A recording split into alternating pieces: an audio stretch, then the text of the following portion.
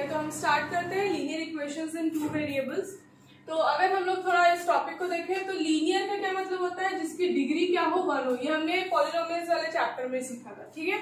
अब इक्वेशंस देखनी है। इक्वेशंस का मतलब होता है एक ऐसी एक्सप्रेशन जिसके साथ हम क्या ले लें, इक्वल्स टू का साइन आए, है ना, तो वो उसको हम क्या कहते हैं, इक्वेशन। अगर ये इक्वल्स टू ना लिखा जाए तो हम इसको कहते हैं एक्सप्रेशन। ये मैंने लास्ट लेक्चर में और बताया था। तो ये हो गई हमारी इक्वेशन। अब टू वेरिएबल्स वाली इक्वेशन लिखनी है, तो देखो इसको समझते हैं। ये इसका जनरल टर्म होगा। क्या होगा ये जनरल टर्म? लीनियर इक्वेशंस इन टू वेरिएबल्स। अगर हम सारे वेरिएबल्स की पावर देखें तो क्या है, 1 है। जब 1 है तो डिग्री भी क्या है, 1 है। इसका मतलब ये कैसी इक्वेशन है, लीनियर इक्वेशन है, ठीक है। टू वेरिएबल्स की चाहिए, तो पहला वेरिएबल कौन है, x, और दूसरा वेरिएबल कौन है, y। अब ध्यान से देखें तो x का कोफिशिएंट है a और y का कोफिशिएंट है b, c is the constant. तो एग्जांपल लेते हैं, तो 2x plus 3y plus 1 equals to 0। ये हमारा क्या होगा, linear equation in two variables. तो टू वेरिएबल्स में अगर यहाँ पर से कंपेयर करें तो a की क्या वैल्यू आ जाती है 2 और y की क्या वैल्यू आ जाती है, y का कोफिशिएंट 3 है और y का कोफिशिएंट b है, तो b की वैल्यू आएगी 3 और कांस्टेंट क्या आएगा, c इक्वल्स टू 1। तो इस तरह से हमको मालूम होना चाहिए कि ये हमारा क्या है, लीनियर इक्वेशंस इन टू वेरिएबल्स है, जहाँ पे दो वेरिएबल कौन से ले लिए गए हैं, x और y। चलो अब देखते हैं इनको। इस पूरे चैप्टर में हमें इनका सॉल्यूशन निकालना है। सॉल्यूशन निकालने का क्या मतलब होता है, एक एग्जांपल लेते हैं। जैसे 2x minus 3y plus 4 equals to 0 दिया हुआ है, ठीक है। तो अब हमें पता करनी है कि x की क्या वैल्यू होगी और y की क्या वैल्यू होगी। इसको हम कहेंगे सॉल्यूशन, कि x की क्या वैल्यू होगी और y की क्या वैल्यू होगी, कि ये पूरी इक्वेशन क्या हो जाए, सेटिस्फाई हो जाए, है ना। तो ऐसा करने के लिए, क्योंकि हमें दो वेरिएबल्स की वैल्यू निकालनी है, तो हमारे पास इक्वेशन भी कितनी होनी चाहिए, 2। सिंगल इक्वेशन से हम वैल्यू नहीं निकाल पाएंगे। तो 2x माइनस 3y प्लस 4 ये एक इक्वेशन हो गई। दूसरी इक्वेशन कोई और हो सकती है, 3x plus 4y minus 1 equals to 0। तो ये दोनों इक्वेशन की हेल्प से हम क्या निकाल सकते हैं, x और y की वैल्यू निकाल सकते हैं। तो इस पूरे चैप्टर में हमें सिर्फ x और y निकालना सीखना है, finding the solutions of linear equation in two variables. तो अभी मैंने बताया कि टू वेरिएबल्स के सॉल्यूशन निकालने के लिए दो वेरिएबल की वैल्यू चाहिए, तो इक्वेशन में कितने होने चाहिए, 2। सिमिलरली अगर 3 वेरिएबल्स की वैल्यू निकालनी है तो इक्वेशन में कितनी लगेंगी, 3 लगेंगी, ठीक है। तो चलो, दो तरीका है इनके सॉल्यूशंस को निकालने का। एक है ग्राफिकल मेथड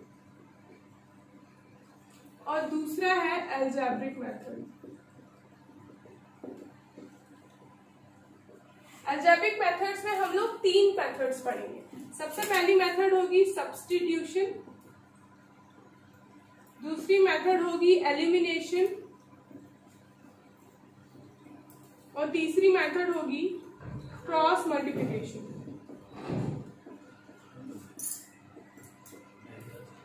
क्रॉस मल्टीप्लिकेशन, ठीक है। तो अब हम लोग देखते हैं, मैं अभी ग्राफिकल मेथड डिस्कस कर रही हूँ। ये एक छोटा सा टॉपिक है, लेकिन यहाँ से जो क्वेश्चंस है वो जरूर आते हैं। इसके बाद ये वेरी इंपॉर्टेंट टॉपिक्स हैं, तो इसको हम लोग 1 बाय 1 डील करेंगे with word problem. Word problem ही इस चैप्टर से सबसे ज्यादा जरूरी है। मेथड्स तो सारी इजी है। देखो ग्राफिकल फॉर्म दिखाते हैं।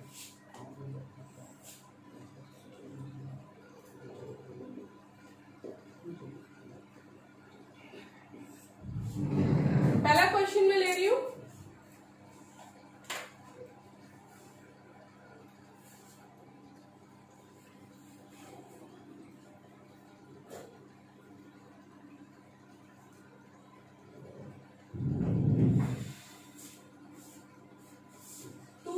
Minus 3y plus 13 equals to 0 और दूसरी इक्वेशन होगी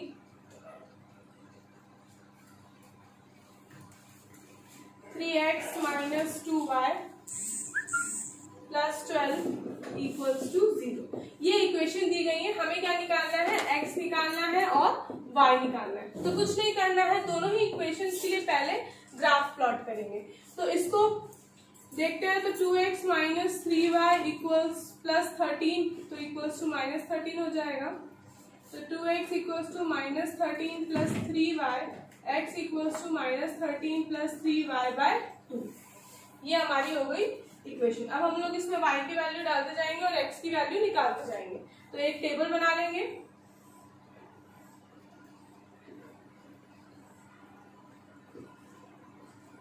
ठीक है, तो यदि हम लोग x की वैल्यू रखते हैं -5 तो y की वैल्यू आएगी 1, और रखते हैं x की वैल्यू -2 तो y की क्या वैल्यू आएगी 3।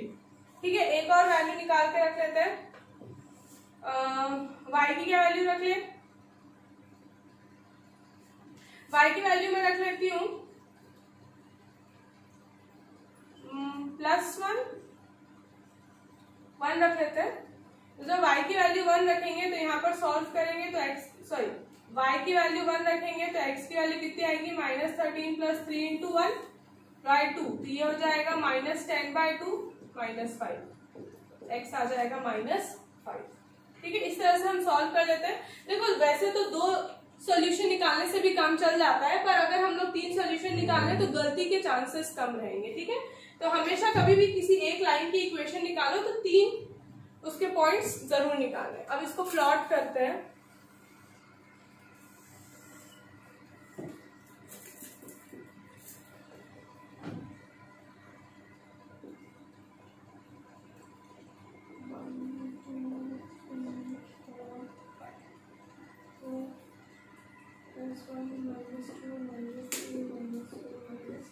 इस तरह से यदि हम लोग प्लॉट करते हैं तो -5 और 1, तो -5 यहाँ पर और 1 यहाँ कहीं आएगा।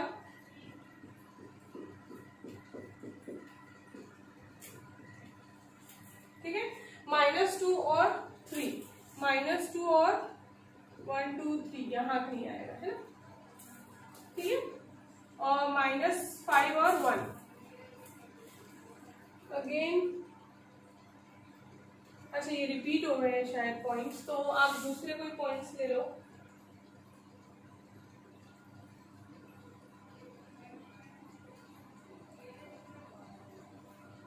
चलो अभी मैं इन 2 पॉइंट्स के साथ इनको ज्वाइन कर ले रही हूँ, तीसरा पॉइंट निकाल देंगे, है ना।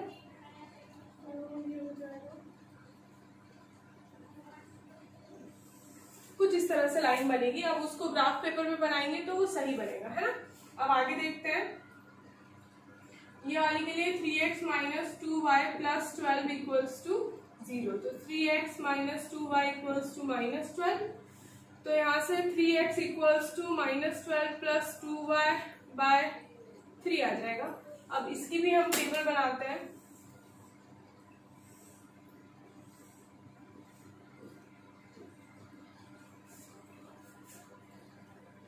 जब इसकी टेबल बनाएंगे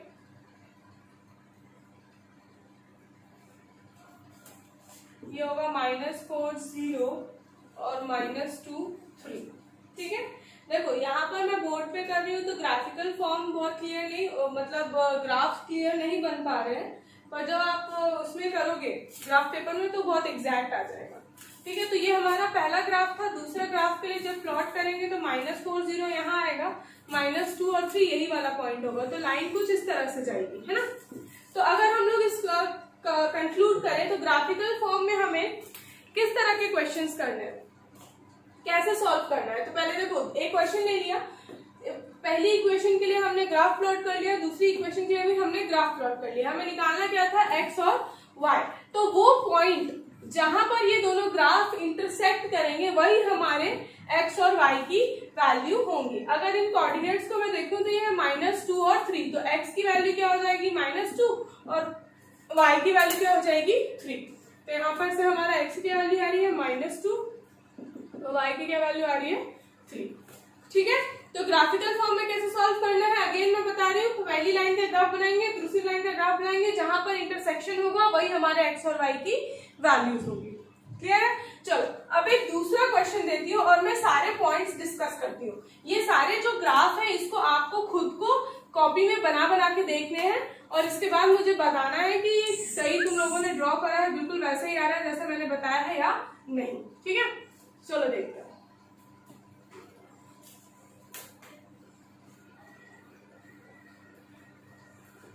ठीक है, फर्स्ट कंडीशन। अब देखो दूसरा वाला 2x plus 3y equals to 4 और दूसरी इक्वेशन है 4x plus 6y equals to 8।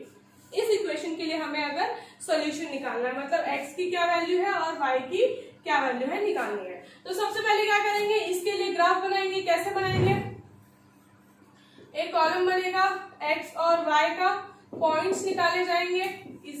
इसके लिए भी दूसरा कॉलम बनेगा x और y का, ये वाली लाइन के लिए, और पॉइंट्स निकाले जाएंगे।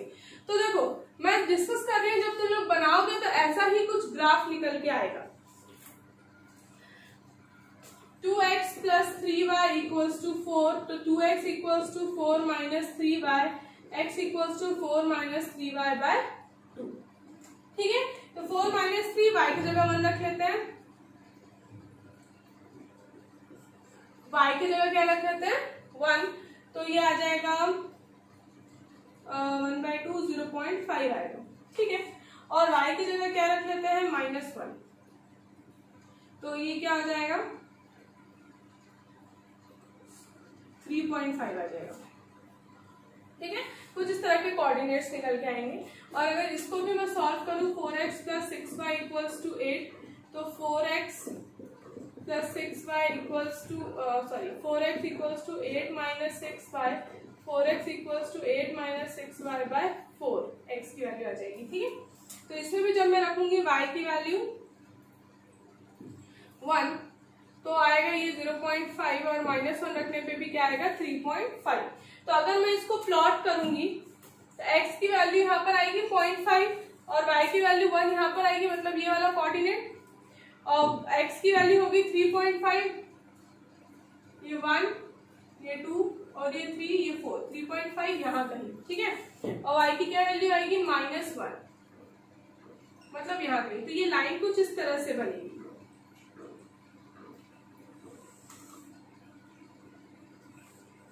ठीक है, तो ये पहली इक्वेशन की लाइन बनी 2x plus 3y equals to 4 की।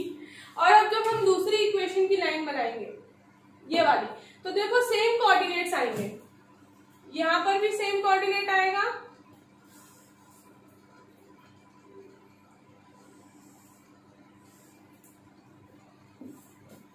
ये दोनों पॉइंट्स थे। ठीक है, सेम कोऑर्डिनेट्स आएंगे, तो आप देखोगे कि दोनों ही लाइन एक दूसरे के ऊपर ओवरलैप करेंगी। क्या करेंगी, ओवरलैपिंग लाइंस बनेंगी। ठीक है, जब ये वाले पॉइंट्स को आप अपने ग्राफ पेपर में प्रॉपर्ली करके देखना, तो ये क्या बनेगा, ग्राफ इसका 2 लाइंस बनेंगी जो कि कैसी होंगी, बिल्कुल एक दूसरे के ऊपर ओवरलैपिंग होंगी। तो पहली कंडीशन में क्या हो रहा था, 2 लाइंस एक पॉइंट पे मीट कर रही थी, तो हमें एक x की वैल्यू मिल जा रही थी और एक y की वैल्यू मिल जा रही थी। अब ये दोनों, ये वाली लाइंस तो एक दूसरे के ऊपर कोइंसाइडिंग है, ओवरलैपिंग है, मतलब ये वाला पॉइंट, ये वाला पॉइंट, ये वाला पॉइंट, सारे ही पॉइंट्स उनके लिए क्या है, कॉमन है। यहाँ पर कॉमन पॉइंट कितना था, एक था, लेकिन यहाँ पर देखें तो कॉमन पॉइंट्स कितने हैं, बहुत सारे हैं। ठीक है, तो इस कंडीशन में हम x की कोई एक वैल्यू और y की कोई एक वैल्यू नहीं लिख सकते, क्योंकि सारे ही वैल्यूज उनके लिए कॉमन है ना। तो इस कंडीशन में हम कहेंगे इनफाइनाइट सॉल्यूशंस। जब ये कंडीशन आएगी तो x और y की कोई एक वैल्यू नहीं लिखनी है, हम सीधा लिख देंगे x and y they have infinite solutions, इतने ज्यादा सॉल्यूशन है कि हम उनको लिख ही नहीं सकते। ठीक है, तो ये दूसरी कंडीशन हुई, मतलब ये वाला क्वेश्चन नोट करके दूसरा ग्राफ बनाना है। ठीक है, अब तीसरे कंडीशन का ग्राफ मैं बना नहीं रही हूं, ये तुम लोग अपनी कॉपी में बनाना, मैं सिर्फ उसे डिस्कस कर रही हूँ। तो ये हमारा नेक्स्ट क्वेश्चन है, इसको अगर हम लोग सॉल्व करेंगे तो फर्स्ट लाइन की जैसे हम लोग को ग्राफिकल फॉर्म में सॉल्व करना है, तो ग्राफिकल फॉर्म में x की क्या वैल्यू है और y की क्या वैल्यू हमें निकाल के देनी है। तो जैसे कि बताया था, पहले फर्स्ट लाइन की इक्वेशन बनानी है, तो ग्राफ बनाना है, तो पहले हमें x और y की 3 वैल्यूज मिल जाएंगी, सेकेंड वाले इक्वेशन के लिए ये वाली वैल्यूज मिल जाएंगी। तो देखो मैं प्लॉट नहीं कर रही हूँ, तुम लोग प्लॉट करके देखना। जब इसको तुम लोग प्लॉट करोगे तो ऐसा कुछ प्लॉट होगा, ये फर्स्ट लाइन का सपोज प्लॉट हो गया और ये सेकेंड इक्वेशन का, ये फर्स्ट इक्वेशन का प्लॉट हो गया और ये सेकेंड इक्वेशन का। मैं नाम दे दे रही हूँ 2x plus Y equals to 160 और एक ये हो गया 4x plus 2y equals to 300। तो अगर हम लोग इसको ध्यान से देखें, अभी तक तो मैंने बताया था कि जहां पर वो इंटरसेक्ट करेंगे वो x और y की वैल्यू होगी, लेकिन इस कंडीशन में तो ये दोनों लाइंस एक दूसरे को मीट ही नहीं कर रही है। मीट नहीं कर रही है मतलब ये क्या है, पैरेलल लाइंस है। क्या है, पैरेलल। तो कई बार ऐसी सिचुएशन आ सकती है कि जब दो इक्वेशन दी जाए, x और y की वैल्यू निकालने दी जाए, हम ग्राफ बनाए तो ग्राफ कहीं मीट ही ना करे। मीट नहीं करेगा तो हम उसको क्या कहेंगे, पैरेलल लाइंस। और जब पैरेलल लाइंस बन जाएंगी तो हम x और y का सॉल्यूशन नहीं निकाल सकते। तो हम यहाँ पे सीधा ये लिख देंगे नो सॉल्यूशन। मतलब क्या है कि इन दोनों इक्वेशन को सेटिस्फाई करने वाली x और y की सिंगल ऐसी कोई भी वैल्यू अवेलेबल नहीं है। ठीक है, तो ये तीन कंडीशन के ग्राफ हमने देखे। अब मैं इसको थोड़ा समराइज कर रही हूँ। देखो क्यों कर रही हूँ। मैं चाहती हूं कि हम लोग इतना मेहनत ना करें और फिर भी हमें पता चल जाए कि इक्वेशन की नो सॉल्यूशन वाली इक्वेशन आएगी या मेनी सॉल्यूशन वाली आएगी या वन सॉल्यूशन वाली आएगी, है ना। तो ऐसा कैसे हो सकता है। देखो हमने तीन कंडीशन देखी है, यहाँ पे ड्रॉ कर देते हैं। एक कंडीशन ऐसी थी जिसमें एक पॉइंट पे इंटरसेक्ट कर रहा था, उसको हम कहते हैं यूनिक सॉल्यूशन। यूनिक सॉल्यूशन मतलब उसके पास एक सॉल्यूशन है। ठीक है, इसके बाद दूसरी कंडीशन देखी थी जहां पर दोनों लाइंस क्या कर रही थी, ओवरलैप कर रही थी। क्या कर रही थी, ओवरलैप। जब ओवरलैप कर रही थी तो मैंने बोला था कि यार ये ओवरलैप कर रही है मतलब ये तो बहुत सारे पॉइंट्स निकल आएंगे जो दोनों के लिए कॉमन है। तो यहां पर हमने लिखा था इनफाइनाइट सॉल्यूशन। ठीक है, और लास्ट कंडीशन हमने देखी कि इन दोनों लाइंस पर एक भी पॉइंट कॉमन नहीं था। मतलब ये कैसी लाइंस थी, पैरेलल लाइंस थी। तो जब एक भी लाइंस कॉमन नहीं था तो हम यहाँ पर हमने क्या लिख दिया था, नो सॉल्यूशन। ये तीन तरह के ग्राफ हमने ड्रॉ करे जो कि पॉसिबल है। ठीक है, तो अब अगर हम लोग देखें तो क्या हो रहा है कि अगर हमने कोई क्वेश्चन लिख दिया 2x plus 3y equals to 4, फिर 5x plus 7y equals to 1, मैंने ऐसे लिख दिया और बोला कि चलो x और y में सॉल्व करो और बताओ कि यूनिक सॉल्यूशन होगा, इनफाइनाइट होगा कि ये नो होगा। तो हम क्या करने लगेंगे, सबसे पहले इसका ग्राफ बनाएंगे, फिर क्या करेंगे, इसका ग्राफ बनाएंगे, फिर चेक करेंगे कि वो एक पे इंटरसेक्ट कर रहा है कि ओवरलैप कर रहा है या पैरेलल कर रहा है। इतना लंबा प्रोसीजर करने की जरूरत नहीं है। इतना लंबा प्रोसीजर ना करने का शॉर्टकट क्या है, देखो इन दो इक्वेशंस के कोफिशिएंट्स को चेक करना है। क्या करना है, कोफिशिएंट्स को चेक करना है। देखो अगर ये इक्वेशन है 2x plus 3y equals to 4, तो मैं इसका जनरल टर्म अज्यूम कर लेती हूँ a1x plus b1y plus c equals to 0। 4 को इधर ले आएंगे तो ये -4 इक्वल्स टू 0 हो जाएगा। ठीक है, अब 5x plus 7y minus 1 equals to 0, तो इसको मान लेती हूँ ये है a2x plus b2y plus c2 equals to 0।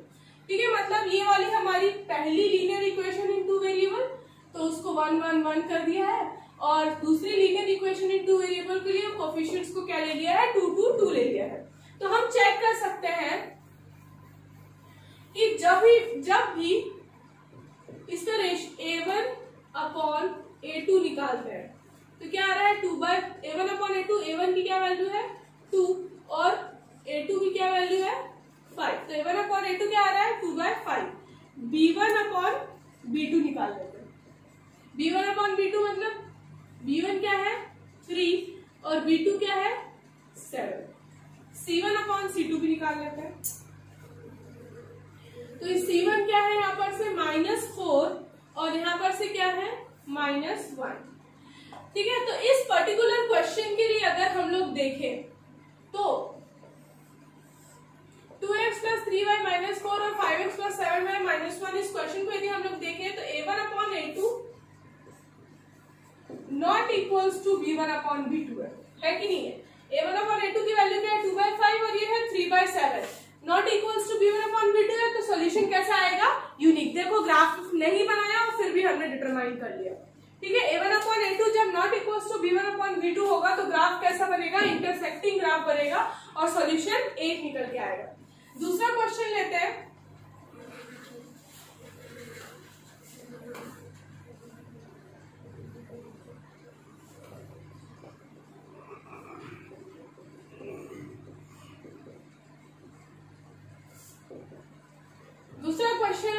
Infinite solution किस तरह से बनता है। देखो ये 2x plus 4y minus 12 equals to 0 और यहाँ पर ले लेते हैं 4x plus 8y minus 24 equals to 0। अब निकालते हैं again a1 upon a2 b1 upon b2 c1 upon c2।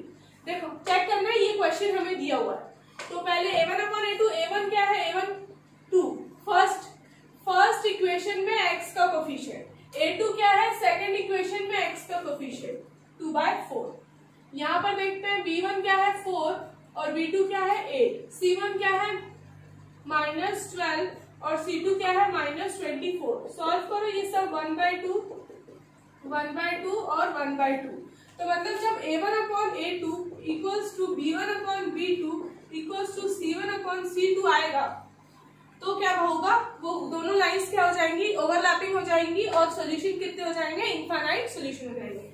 Last condition इसी तरह से हम चेक करेंगे तो a1 upon a2 equals to b1 upon b2 तो आएगा लेकिन not equals to c1 upon c2 आ जाएगा।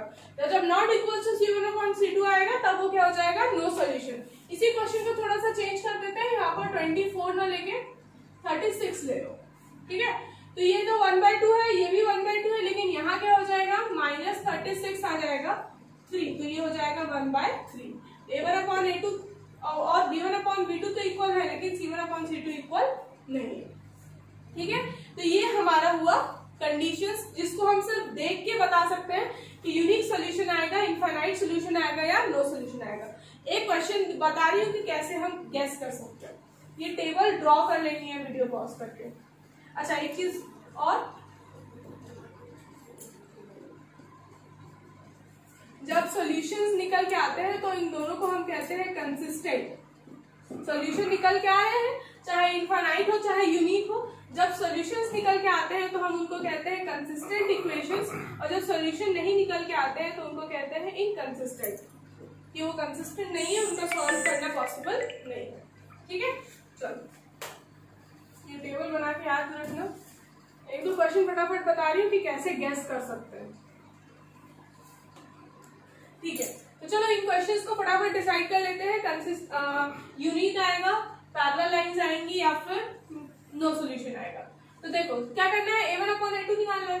तो a1 अपॉन a2 निकालते हैं, कितना आ रहा है 3/6, मतलब 3/6 कितना आएगा 1/2, ठीक है। फटाफट यहीं पे b1 अपॉन b2 भी चेक कर लेते हैं, -2 अपॉन -4, -2 अपॉन -4 मतलब 1/2, ठीक है। और c1 अपॉन c2 भी चेक कर लेते हैं, -6 अपॉन -4, तो इसको सॉल्व करेंगे तो 3/2 आएगा। तो क्या कंडीशन आ गई, देखो a1 upon a2 equals to b1 upon b2 not equals to c1 upon c2, यहीं पे चेक कर लिया तो इससे हमें मिल जाएगा कौन सा सॉल्यूशन, नो सॉल्यूशन, बिना ग्राफ बनाए बता दिया।